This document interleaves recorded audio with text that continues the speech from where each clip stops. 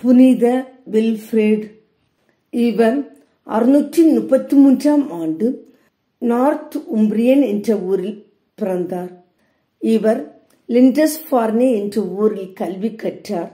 பிறகு பிரான்ஸ் நாட்டில் உள்ள லியோன்ஸ் நகரிலும் ரோம் நகரிலும் தனது நேரத்தை கழித்தார்.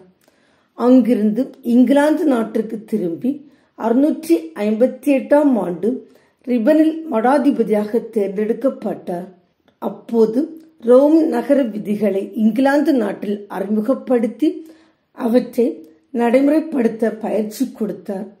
669இல் யார்க்கிற்கு ஆயராக தேர்ந்தெடுக்கப்பட்டார்.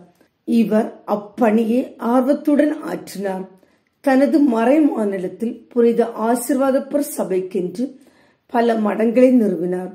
686ஆம் ஆண்டு கடினமாக உழைத்து சாக்சனில் தீவிரமாக நற்செய்தி பணியை ஆற்றினார்.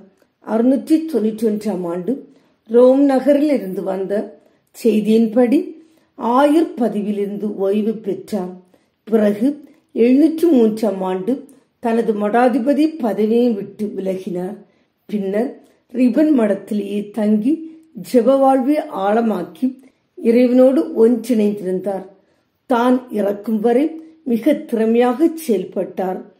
தனது துறவற மடத்திற்கு உள்நாட்டு அரசால் தொந்தரவு ஏற்பட்ட போது அவர்களை அன்போடு அணுகி ரிபன் மடத்திற்கு வந்த தொல்லைகளை நீக்கினார்.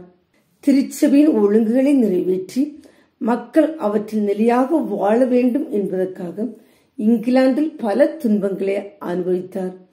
ஆனால் அவை அனைத்தையும் மிக பொறுமையோடு ஏற்று சிறந்த மறைப்போதகராக பணியாற்றினார்.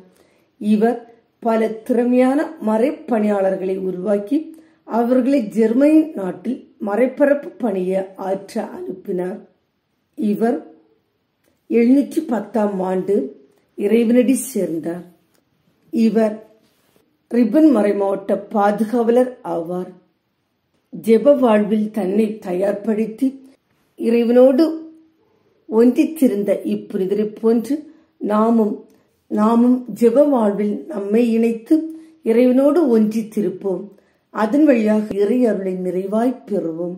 புனித வில்ஃப்ரேட் எங்களுக்காக வேண்டிக் கொள்ளும்.